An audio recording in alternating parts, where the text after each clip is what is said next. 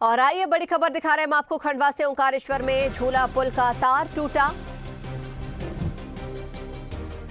नर्मदा नदी के ऊपर बना हुआ है झूला पुल। हजारों लोग रोजाना दर्शन के लिए मंदिर झूला पुल से ही जाते हैं। महाशिवरात्रि के पूर्व तार टूटने से हड़कंप मचा। झूला पुल से श्रद्धालुओं का आवागमन रोका गया। तो नर्मदा नदी पर बने दूसरे पैदल पुल से अब आवागमन हो रहा है। तार टूटने और पुल की जांच करने तकनीकी टीम जुटी।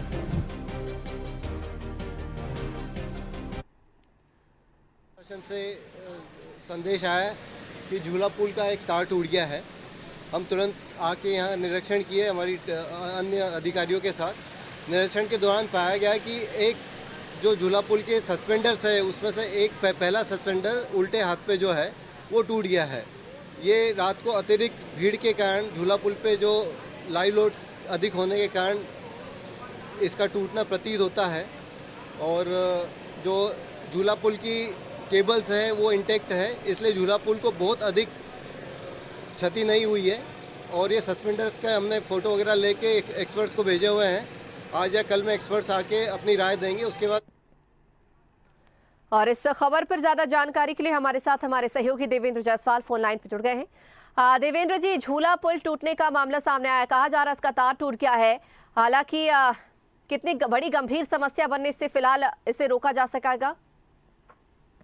संचिता जी, बहुत बड़ी घटना ओंकारेश्वर के लिए ये है, क्योंकि जो झूला पुल बना हुआ है नर्मदा नदी के ऊपर है। नर्मदा के उस पार जो है ओंकारेश्वर जो ज्योतिर्लिंग है और नर्मदा के इस पार जो है ममलेश्वर ज्योतिर्लिंग है।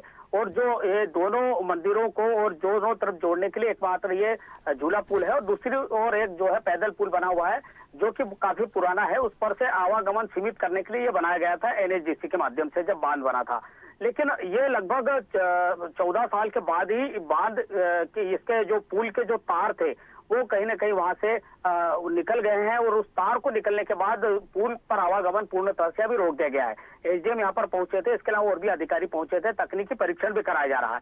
लेकिन सबसे बड़ा सवाल यह है कि जो महाशिवरात्रि है 18 तारीख को, और उसके पहले यहाँ पर जो झूला पुल टूटता है तो यहाँ पर बड़ा क्राउड आएगा, दर्शनार्थी आएंगे, श्रद्धालु रहेंगे, तो उनको कैसे मंदिर तक ले जाएंगे और किस तरह से पार करेंगे, इसकी योजना अब बनाया जाना बहुत जरूरी हो गया है। क्योंकि जब तक तकनीकी परीक्षण नहीं हो जाता और जब तक इसका जो डैमेज है उसको सुधार नहीं कर लिया जाता, तब तक वहां पर जो है इस पर आवागमन शायद नहीं हो पाएगा। तो सबसे बड़ा सवाल यही है। और प्रशासन को इस बात के लिए अब चिंता करनी होगी कि जो अभी भी क्राउड है और वो जब जाएगा तो एकमात्र पुल जो पैदल पुल है वहां से निकलेगा, तो उसको कहां से वो डाइवर्ट करेंगे और कैसे उसको बाहर करेंगे। देवेंद्र जी, रोजाना इस पुल से करीब कितने लोग गुजरते होंगे, या फिर एक क्राइटेरिया भी तय किया गया होगा कि इतने ही लोग इस पुल से एक साथ गुजर सकते हैं? क्योंकि हाल ही में आपको याद होगा गुजरात के मोरबी में भी किस तरीके से हादसा हुआ था, एक दुखद घटना घटी थी, कई लोग इस घटना में मारे गए थे। ऐसे में वो घटना की पुनरावृत्ति ना हो उसके लिए जाहिर सी बात है प्रशासन को एक क्राइटेरिया भी तय करना होगा।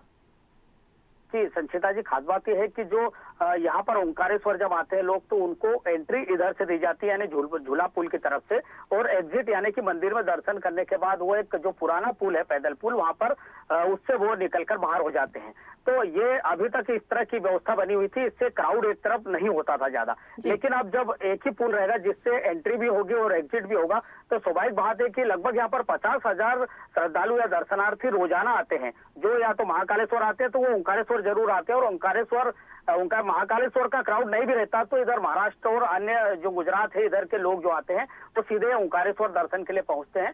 और ऐसी स्थिति में इस बड़े क्राउड को कैसे नियंत्रित किया जाए, यही चिंता का विषय होगा, और इसके लिए एक रणनीति बनाना पड़ेगी प्रशासन को। देवेंद्र जी, एक बड़ी बात ये भी सामने निकल कर आती है कि जिस तरीके से यहाँ पर फिलहाल पुल का महज तार टूटा है जिसे सुधार के लिए कहा जा रहा है, लेकिन क्या सुधार के बाद, तार जुड़ने के बाद, क्या ये पुल वापस से आवागमन योग्य होगा? ये भी एक बड़ा सवाल है, क्योंकि जो अगर सिर्फ 14-15 साल ही जिस झूला पुल को बनाया गया और उसका तार अगर वो बड़ी एक पहाड़ी है जो ओंकार पर्वत कहा जाता है, उसके अंदर उसको जो किसी तरह से जो फिट किया गया था, एक तकनीकी उसकी जानकारी अब सामने आएगी कि वो क्यों इतनी जल्दी निकल गया। और इसके अलावा जो दूसरे उसके 4 सिरे हैं वो भी अगर उसमें लगे हुए हैं तो उनका भी परीक्षण कराया जाएगा कि कहीं वो तो वहां से ऐसे लूज नहीं कनेक्शन हो गया कि ताकि वो भी बाहर नहीं आ जाए। तो ये सारे परीक्षण होंगे, इसको लगभग 1 सप्ताह तो लगेगा। लाजमी बात है कि इसको पूर्णतः परीक्षण कराने के बाद ही प्रशासन इसको शुरू कराएगा।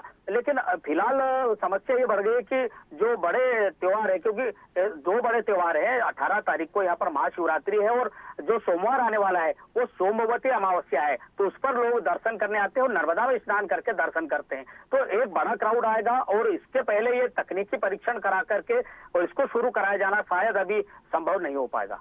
चलिए देवेंद्र जी, बहुत शुक्रिया हमारे साथ जुड़ने के लिए और इस खबर पर चर्चा करने के लिए।